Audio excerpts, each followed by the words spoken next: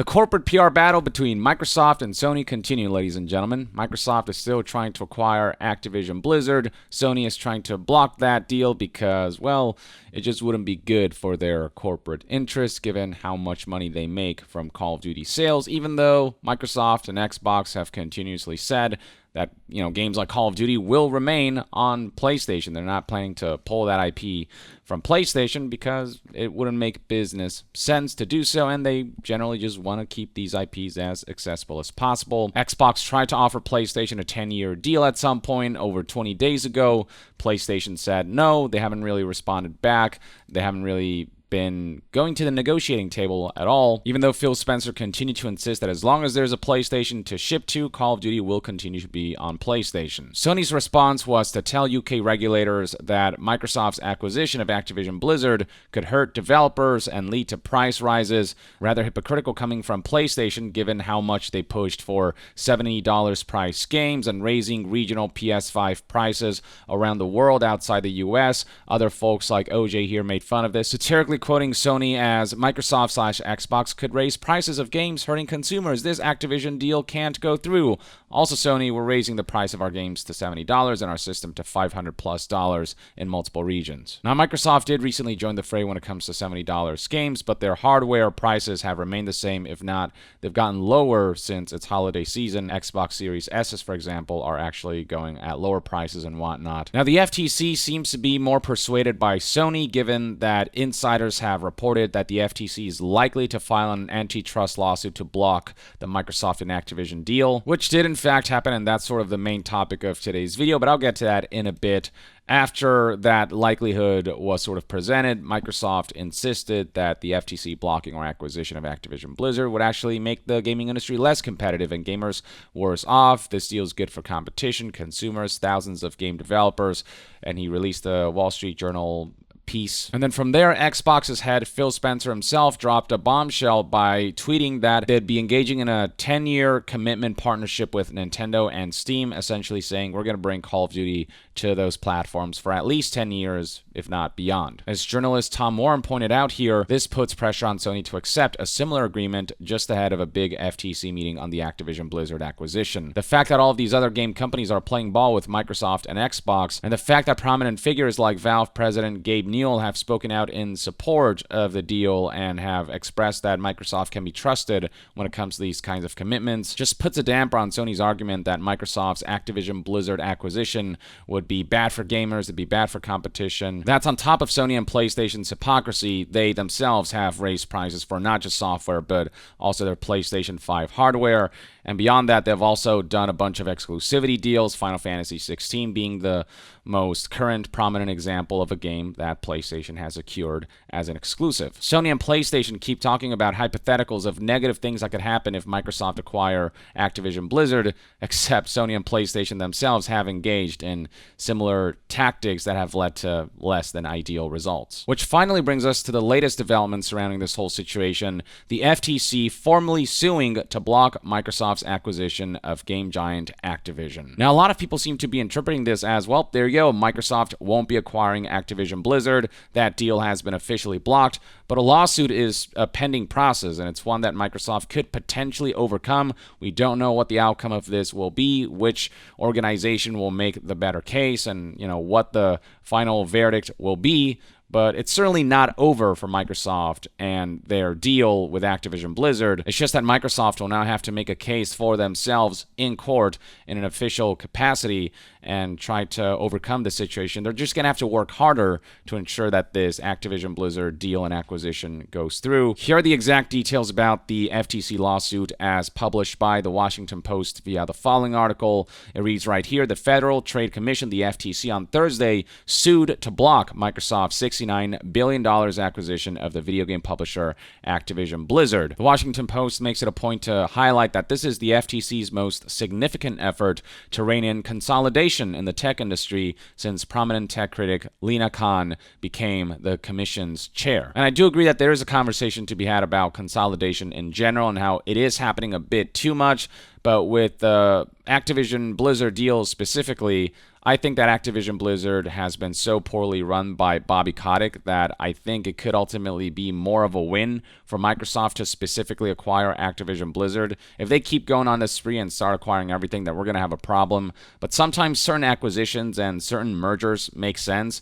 And for me, the Microsoft Activision Blizzard one just seems ideal given how much quality has suffered because of the way Activision Blizzard has been run when it comes to the games that they've been releasing as of late, and given the work culture that we have heard about that could potentially be bolstered if we have new leadership in the form of Microsoft taking over and then being able to serve as Overwatch for what transpires within that conglomerate. Going back to the lawsuit, it was apparently issued the same day that a trial began in San Jose, California, in an FTC lawsuit against Facebook parent company Meta over its acquisition of the virtual reality company Within. The FTC has definitely been keeping a close eye on Meta as a corporation because they've been trying to essentially merge with all of these other companies to further serve their metaverse endeavors as part of their push for, the normalization of VR and us living in a virtual environment. Just everything they've shown about their ideas for the metaverse has just been really stupid and useless, and billions of dollars have been wasted on that, but that's a topic for another day. But the argument that the FTC makes here is relevant to this story.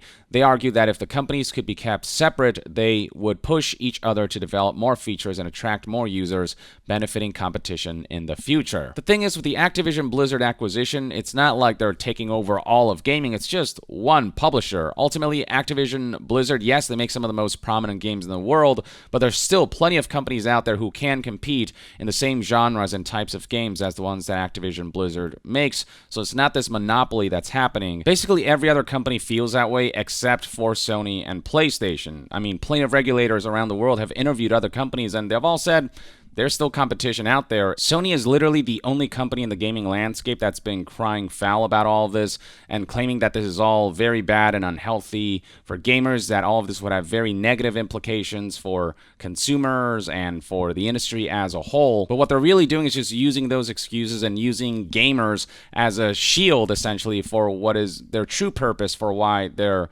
trying to block this deal, because it wouldn't serve their own corporate and financial interests. They feel nervous about the prospect of some of these major IPs becoming Xbox exclusive, and some of them will. Bethesda games like Starfield and Elder Scrolls, those will be Xbox exclusive, but Call of Duty being, one of the major concerns for Sony, there's been a commitment to keep that multi-platform. Combine that with Sony and PlayStation's hypocrisy of having made plenty of games and new content for certain third-party games exclusive to their platform, making them less accessible and making essentially for a worse landscape where these games cannot be played by certain people unless Sony's conditions are met. And it's just a very bad look for Sony and PlayStation in particular. They're essentially wagging their fingers at Microsoft and castigating them for stuff that they themselves have done plenty of. It's only now that it's something that will severely negatively impact them that now they're suddenly pretending like exclusives are bad. But despite Sony's hypocrisy and logical fallacies, the FTC does seem to be favoring Sony's side of the fence. The FTC lawsuit against Microsoft could foil the company's ambitions to become a heavier hitter in gaming frontiers. It is further detailed down here that the commission voted on Thursday on a party line vote to issue the lawsuit in administrative court, with 3 Democrats in favor of the complaint and 1 Republican against it. Scrolling further down, Microsoft issued a response to the Washington Post. They expressed confidence that they are going to overcome this lawsuit and ultimately this deal will go through. Microsoft President Brad Smith signaled that the company would fight the lawsuit, saying that the company has been committed since day one to addressing competition concerns. While we believed in giving peace a chance, we have complete confidence in our case and welcome the opportunity to present our case in court.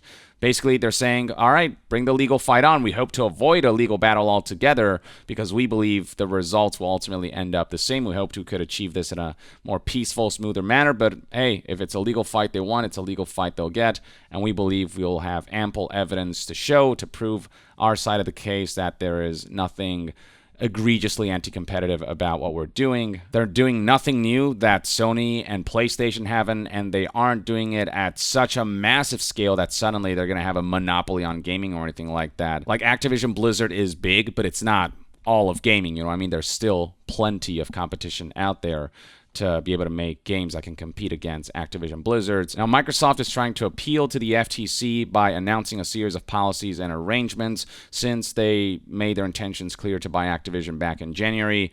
And these are policies and arrangements that are intended to show regulators that the deal would not give it an unfair advantage, that it wouldn't be anti-competitive. Microsoft announced that it would bring the Call of Duty franchise to Nintendo Switch, a rival of Xbox. It previously had said it would make Call of Duty available on rival Sony's PlayStation and even offer them a 10-year deal that secures the non-exclusivity of Call of Duty for at least 10 years, but Phil Spencer has insisted that even after that, as long as there's a PlayStation to ship to, Call of Duty will ship to that platform. The FTC moved to block the deal a day after Microsoft staff met with the agency's representatives to discuss the lawsuit, according to a person familiar with the meeting.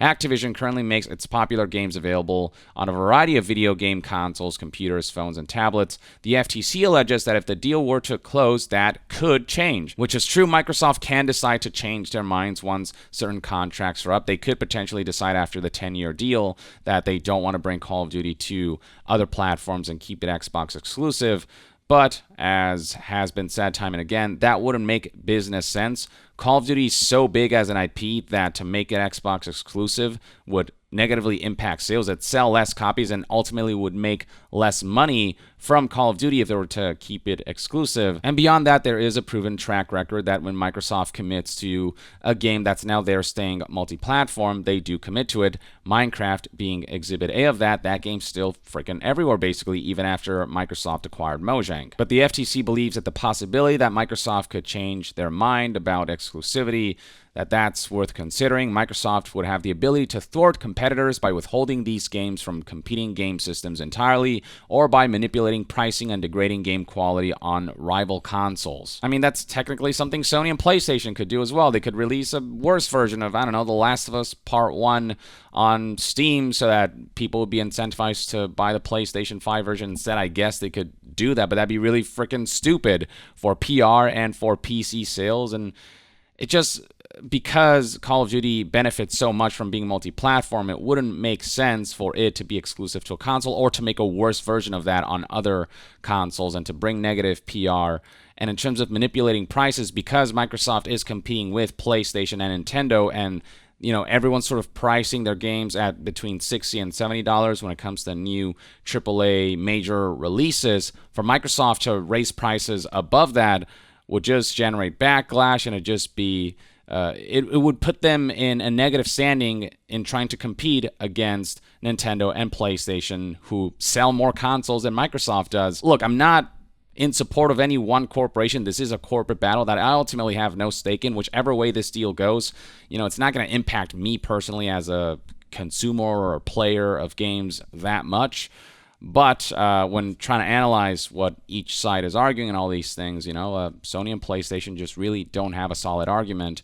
And the FTC, it just feels like they have a very narrow vision. I'm all for calling out companies for being anti-competitive, but in the case of this Activision Blizzard acquisition, I don't believe this to be woefully anti-competitive, woefully monopolistic. The level to which companies like Sony and PlayStation and entities like FTC are acting like this is some huge deal that could disrupt everything. It just feels like they're making a bigger deal out of this than it really is. It feels like they're making a mountain out of a hill. The FTC's lawsuit further insists and warns that the deal could not only give Microsoft an upper hand in consoles, but also an unfair advantage in more nascent gaming such as subscription gaming and cloud gaming, according to an FTC official. The Activision Blizzard acquisition and the acquisition of those IPs won't be enough to tip the scales. God of War will still be beloved. Mario and Zelda and Metroid and all these Nintendo IPs will still be beloved. The Activision Blizzard acquisition won't detract from the fact that people will still want to play PlayStation exclusives like God of War and Last of Us, among many others, or Nintendo games like upcoming Marios and Zeldas and all their famous first-party exclusives. I believe that with the acquisition of Activision Blizzard, the landscape would still remain fairly competitive, but the FTC argues that this deal could dampen innovation in these more nascent gaming markets, and I guess only time will tell whether the legal process will agree with the FTC or will agree with Microsoft and Xbox, whether Microsoft will be able to overcome this lawsuit and this deal will go through, or if there will be some kind of plot twist throughout all of this where Microsoft will be prevented from acquiring Activision Blizzard. One of the arguments that the FTC is expected to make is that they'll show that Microsoft has a record of acquiring gaming content and then using it to squash competition from rival console makers. According to the FTC, the agency cited Microsoft's acquisition of game developer ZeniMax, and it says that the company's subsidiary made titles including Starfield and Redfall exclusive to Microsoft devices despite previous assurances to European regulators. Again, nothing different that Sony and PlayStation have done. You know, Sony, because they have the rights to Spider-Man, they've been making that IP exclusive to PlayStation through Marvel Spider-Man.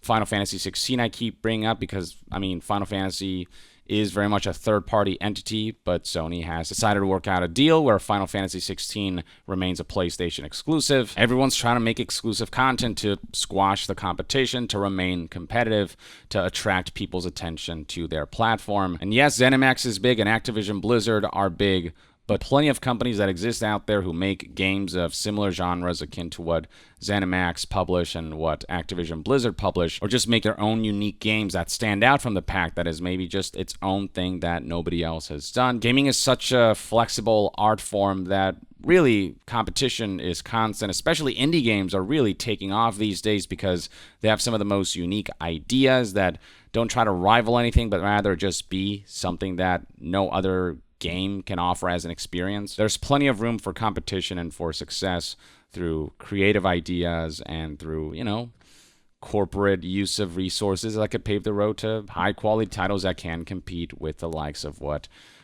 entities Microsoft has acquired usually create. But in Holly Vidova's perspective, Holly being the FTC's Bureau of Competition Director, she is quoted as stating the following by the Washington Post: Microsoft has already shown that it can and will withhold content from its gaming rivals. You could say the same about, again, so many other game publishers and companies, game console makers and the like. Today, we seek to stop Microsoft from gaining control over a leading independent game studio and using it to harm competition in multiple, dynamic, and fast-growing gaming markets. So yeah, it'll be interesting to see how all of this plays out.